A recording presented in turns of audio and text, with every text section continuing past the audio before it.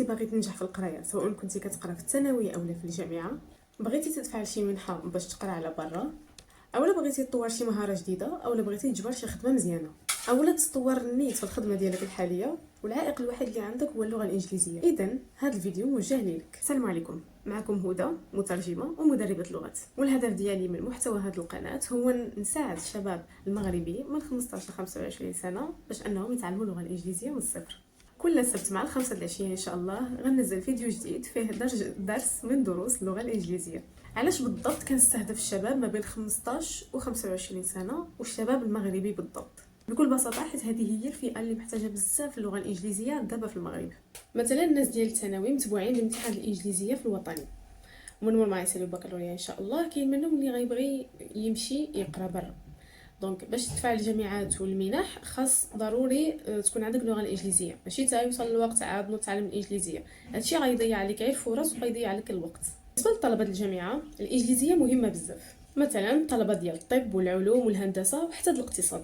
كاع الابحاث اللي كتخرج في هذا الصدد كامله كتكون باللغه الانجليزيه. يعني الطالب سواء كان باحث او باقي في سنواته الاولى د القرايه باش يعرف المعلومه صحيحه سواء نظريات او ابحاث خصو ضروري يقراها من المصدر، واللي غالبا كيكون باللغه الانجليزيه. وكاينين موظفين باش مزيانه لكم بزاف اللغه الانجليزيه دابا في المغرب. I'll tell you a story. انا عاود لكم واحد القصه. واحد البنت كنعرفها خدامه في دومين اللوجيستيك، واللي هو باي ذا واي دومين مطلوب بزاف في المغرب وكيحتاج بزاف اللغه الانجليزيه. واحد النهار الشركه فين خدامه النيت عملوا واحد البوست جديد وطلبوا من الموظفين النيت اللي خدامين في الشركه اللي مهتم يتقدم له. طبعا من بين الشروط المهمه باش تقبل في هذه الوظيفه كان هو اتقان اللغه الانجليزيه. وهاد البنت صراحه المستوى ديالها في الانجليزيه كان مبتدئ بزاف، ولكن علاش هاد البنت هذه بغات تقدم لهذا البوست هذا، يعني بغات تفاعلو بالرغم من ان هي عارفه بلي النيفو ديالها في الانجليزيه كان مبتدئ بزاف؟ بكل بساطه حيت الصالير كان طالع بزاف، يعني كان دوبل ديال الصالير ديالها. هي في الخدمه ديالها اللي كانت خدامه في ديك الساعه نيتك على حد علمي كانت 5000 درهم، والبوست الجديد كان خلاصو 10000 درهم، يعني مليون فرنك بالدارجه ديالنا. تخيلوا معايا العائق الوحيد اللي كان قدامها باش تنتقل من بوست ديال 5000 درهم للبوست ديال 10000 درهم هو اللغه الانجليزيه. كانت عندها الخبره، كان عندها كلشي، دبلوم، ماستر في لوجيستيك، كلشي. العائق الوحيد كان هو اللغه الانجليزيه، وحيت كان خصها تبدا من الاول في اللغه الانجليزيه فالمساله كانت شويه صعيبه بزاف لانها تعلم اللغه الانجليزيه بالزربه وتدفع لو بوست وتقبل فيه. هاد الفئه كامله اللي هضرت عليها دابا، يعني الناس من 15 ل 25 عام سواء كانوا تلاميذ، طلبه او موظفين، كاملين كيبغيو يطوروا راسهم في شي دومين من لي دومين، ديزاين، لوجيستيك، كومونيكاسيون، اي حاجه. وباش تتعلم هاد المهارات عندك جوج الخيارات، يا اما غتعلم من يوتيوب يا اما من شي منصه اللي هي معروفه واللي كتعطي شواهد اللي هي خلينا نقولوا مقبوله، بحال مثلا كورسيرا، بحال اليسن، بحال شي حاجه كان فيها سكيلز ما عقلتش صراحه على الاسم. هادو الشواهد ديالهم كتقدر تعملوا في البورتفوليو ديالك اولا في البروفيل لينكدين. ولكن باش تحصل على محتوى مزيان سواء على يوتيوب اولا في هاد المنصات خاص تكون عندك اللغه الانجليزيه. علاش؟ لانه الكورسات في هاد لي دومين كاملين اغلبيه ديالهم كيكونوا باللغه الانجليزيه. مثلا الكورسات المخيرين مثلا اللي كاينين في كورسيرا كاينين كتقدموا مثلا هارفارد طبعا هي اكيد ما تقدمش كورسات باللغه الفرنسيه مثلا ولا بالعربيه، اكيد غتعطيك كورسات باللغه الانجليزيه. وايضا في يوتيوب يعني خلينا نقولوا حنايا لي توب ديال كل دومين الاغلبيه كيكونوا كيهضروا باللغه الانجليزيه باش كيوصلوا لاكبر عدد من الجمهور. دوكو هذا الكونتوني كيكون باللغه الانجليزيه. دونك انت باش تطور المهارات ديالك دابا في 2025 خاص ضروري تكون عندك اللغه الانجليزيه. اذا بحال اللي قلت لكم في الاول هادو هما الاسباب علاش اختاريت هاد الفئه العمريه بالضبط. ودابا ننتقلوا لباش غتفيدك اللغه الانجليزيه دابا في 2025 في المغرب. انتينا كشاب اولا شابه مغربيه الا لاحظتوا كيبان عندنا واحد شويه ديال التخلي على اللغه الفرنسيه هنا في المغرب.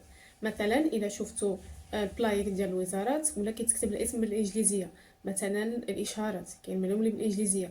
غنعطيو مثلا الاشاره ديال سالون دو شوفال اللي كان في تطوان قبل هذا اللي كان في جديده مثلا تعمل باللغه الانجليزيه، مع انه كاينه المعروفه بالاشاره ديما كيكونوا يا اما بالعربيه يا اما باللغه الفرنسيه. كاين مثلا الاشهار ديال تروفي تيليلا اللي هو تروفي اللي كتعملوا القناه الثانيه بفائده وكاله الاشهاريه، المهم شي حاجه بحال هيدا، حتى هو الاشهار ديالو حتى هو ولا كيتعمل باللغه الانجليزيه. فولينا كنشوفوا بحال ولا واحد شويش ديال التخلي على اللغه الفرنسيه وتعويضها باللغه الانجليزيه. ثاني سبب علاش خصكم تعلموا اللغه الانجليزيه كشاب ولا شابه مغربيه هنا في المغرب اللي هو العمل عن بعد.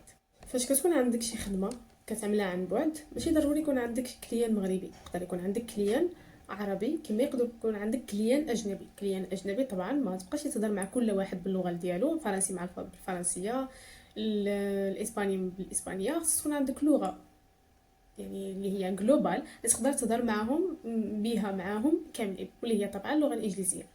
غتقول لي هنايا جوجل تراديكسيون قد يغالط اولا تشات جي بي تي قد يغالط، نقول لك ايه عندك الحق، ولكن فجاه مثلا شي نهار مثلا انت كتخدم في الدومين ديال الديزاين، ومثلا واحد صاحب شركه قرر انه يتواصل معك، غتخدم له شي حاجه جو سي با، المهم غتخدم له شي حاجه في الدومين ديال الديزاين، وقرر انه يعمل معك مقابله فيس تو فيس اللي هي وجها لوجه. طبعا ديك الساعه ما يعتقك لا تشات جي بي تي، ما يعتقك لا جيميني، ما يعتقك لا جوجل تراديكسيون. خاص تكون نتينا عندك ديجا اللغه الانجليزيه باش غتفاهم معاه يعني على التفاصيل ديال البروجي.